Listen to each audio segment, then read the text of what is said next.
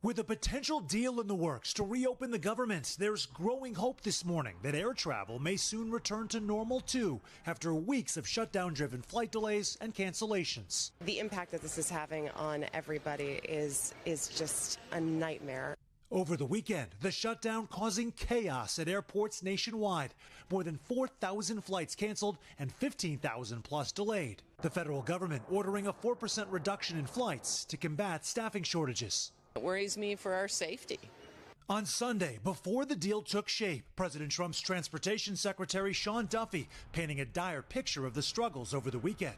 Yesterday, Jake, 18 of 22 controllers in Atlanta didn't show up. We had 81 staffing triggers throughout the national airspace yesterday. And saying safety is driving the reductions, adding to the pressure on Congress. 2 weeks before Thanksgiving, you're going to see air travel be reduced to a trickle. Long lines already forming across the country as passengers found themselves stuck in airports and on tarmacs.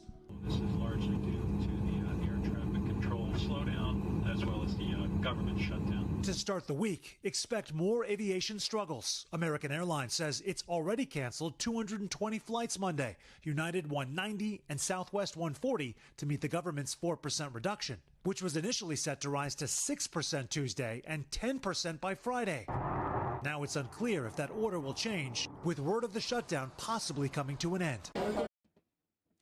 All right, so as you guys just heard, government shutdown causing a lot of chaos here as far as the air travel within the United States. A lot of long lines, a lot of people just being stuck on planes, stuck on tarmacs, and none of this is good. I was happy to hear that they're coming to an agreement to end this shutdown because it's having a trickle effect. As the guy was saying, 18 out of 22 air traffic controllers are called out of work. So that only leaves about 5 people there to do air traffic control. And if they have 22 staff and then only 5 show up, I mean, come on now. The math. We see the math.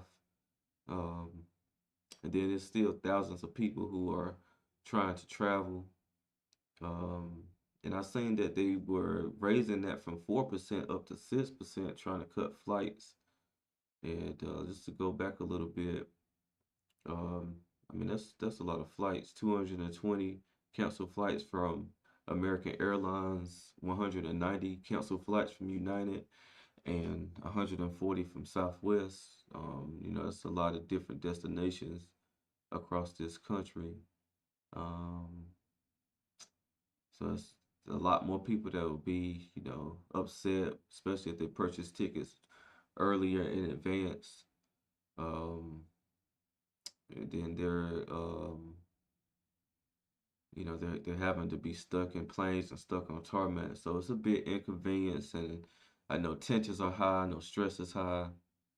And it's about time to get this government open. It's been over 40 days and things will continue to get worse, especially, like I said, we're coming up on Thanksgiving in about 17 days. It's the perfect time to get everything back rolling.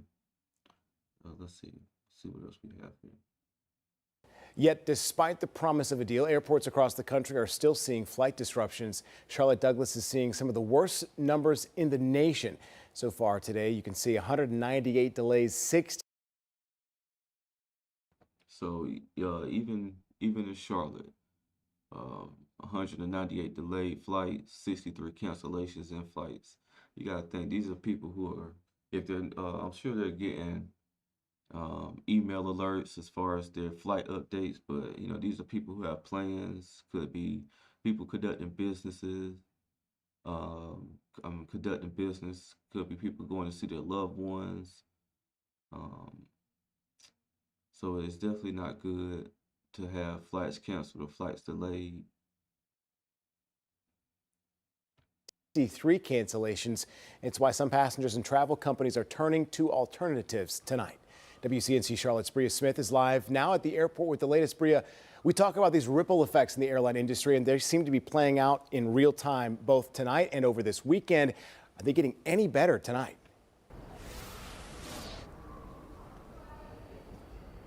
Well, Colin, delays and cancellations here at Charlotte Douglas are having people looking to other methods of travel like rental companies. Now, travel experts do tell us as of Friday, rental car companies have seen the rate of sales increase between 20 to 30% due to cancellations.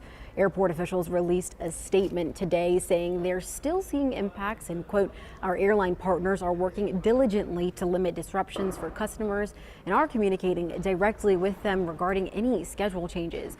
The FAA announced the gradual percentage increase of flight cancellations over the coming days, saying by this week, 10% of flights throughout the country will be canceled due to the lack of air traffic controllers and the fatigue of no pay during the government shutdown. Travel experts say if you're still looking to book flights, try getting the first one of the day. If you're booking plans for the upcoming weeks, especially for the holiday period, what we recommend is taking the first flight of the day at 6 to 9 a.m. We often see delays, amount, and domino effect throughout the afternoon. So if you can get out first, that's going to be your best bet to getting to your destination on time. Well, yeah, that's a little tip, Got to get out early, try to book like first couple flights. Like they're saying the first flight really, because you never know, um, how the next following flights are gonna go. Um, yeah, we definitely want to get everything back rolling, and it may take a couple weeks for everything to get back rolling the way it should be once the shutdown is fully ended.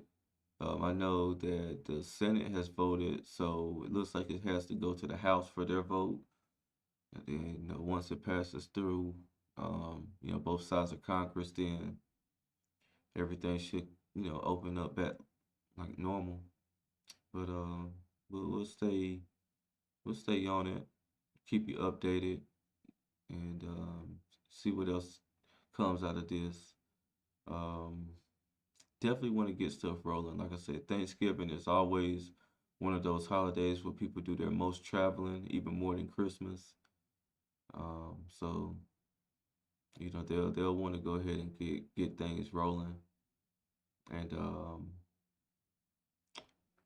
they definitely should be giving these TSA workers some bonuses because those that even I say all the TSA workers. I'm not even going to single out those who have come to work and those who haven't, because a lot of people just aren't able to financially get to work because they're not getting paid. And in every industry, there's going to be certain people who are living paycheck to paycheck who just don't have the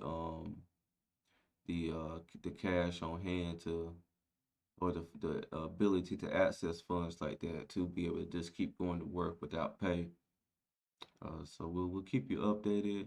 Once again, if you like this content, please like, comment, and subscribe. And this is Justin Paul. Peace.